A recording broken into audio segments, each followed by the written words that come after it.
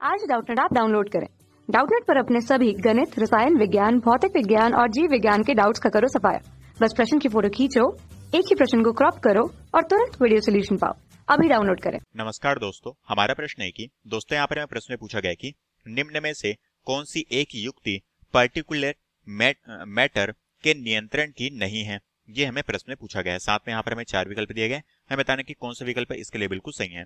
तो दोस्तों यहाँ पर हमें किसके बारे में पूछा गया है, यहाँ पर हमें मुख्य तौर पे प्रश्न में पर्टिकुलेट मैटर के बारे में प्रश्न में पूछा गया है। तो दोस्तों पर्टिकुलर मैटर को हम सामान्य तौर पे हम इसे क्या कहते हैं, इसे दोस्तों हम शॉर्ट में पीएम के तौर पे जानते हैं, पीएम मैटर के तौर पे।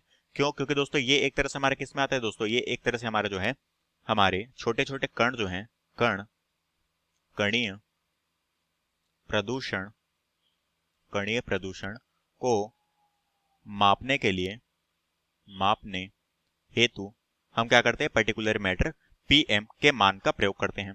ठीक है, पीएम का प्रयोग करते हैं। ठीक है, अब दोस्तों हम जानते हैं कि पीएम ये जो हमारा पीएम है, ये पीएम 1.5, पीएम 2.5, ठीक है, ये हमारे क्या होते हैं, ये हमारे जो है कणों के साइज को दिखाता है। ठीक है, अब यहाँ पर हमें जो प्रश्न पूछा गया था कि पर्टिकुलर मैटर के नियंत्रण की कौन सी विधि नहीं है, ये हमें बताना है। तो दोस्तों हमें यहाँ पर बताना है कि कौन सी यहाँ पर नियंत्रण की नहीं है।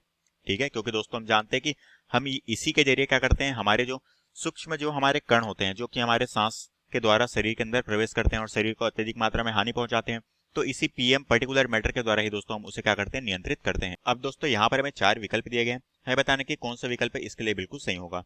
हमें बताना है दोस्तों कौन सा यहाँ पर नियंत्रित करने की विधि नहीं है। ठीक है, तो पहला जो हमें दिया गया है वो दिया गया है अरेस्टर्स। तो दोस्तों हम जानते हैं इसके द्वारा क्या करते हैं, हम दोस्तों सूक्ष्म कणों को क्या करते हैं, पहचानते हैं। तो ये तो हमारी विधि नियंत्रण करने की विधि होती है, तो ये ऑप्शन हमारे यहाँ पर गलत हो जाएगा। हमें बताना कि कौन सी नहीं है। दूसरा दिया गया दोस्तों वो है स्कर्बर।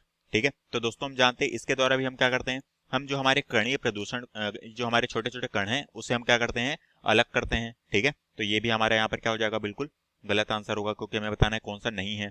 तीसरा दिया गया वो है फिल्टर। तो दोस्तों हम जानते हैं फिल्टर क्या होता है, जो हमारे पानी में दोस्तों फिल्टर का प्रयोग किया जाता है, और इसके द्वारा हम दोस्तों क्या करते हैं, प्रदूषित जो कण है उसको क्या करते हैं, पानी से अलग करते हैं। तो ये भी हमारे क्या है, ये तो हमारे नियंत्रण के लिए उपयोग में लाया जाता है, तो ये भी ऑप्शन गलत होगा।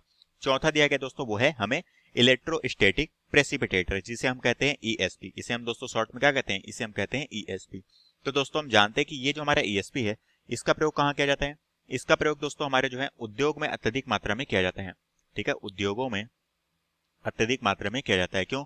क्योंकि दोस्तों हम जानते हैं उद्योगों में जो हमारे कार्बनिक पदार्थ होते हैं, जैसे कि दोस्तों कोयले के जलने के बाद जो राख होती है वो क्या होती है दोस्तों, बहुत ही ज्यादा प्रदूषित होती है, जिसमें हमारे क्या होते हैं, कार्बनिक पदार्थ अधिक मात्रा में होते हैं। तो दोस्तों इस कार्बनिक पदार्थ को नष्ट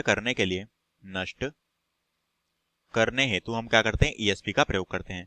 तो दोस्तों ये एक तरह से हमारे क्या है, ये हमारे एक तरह से पीएम नियंत्रण में नहीं आता। तो ऑप्शन डी जो है दोस्तों ये हमारे प्रश्न का बिल्कुल सही आंसर होगा, क्योंकि हमें बताना था कि कौन सा यहाँ पर जो है ये हमारा जो पीएम पार्टिकल है इनके नियंत्रण की विधि नहीं है। तो ऑप्शन डी जो है ये हमारे प्रश्न का बिल्कुल राइट आंसर हो जाएगा।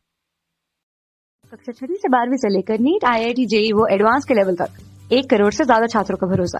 आज ही डाउनलोड करें डाउटनेट ऐप या व्हाट्सएप करें अपने सारे डाउट्स 8400 400 400 पर।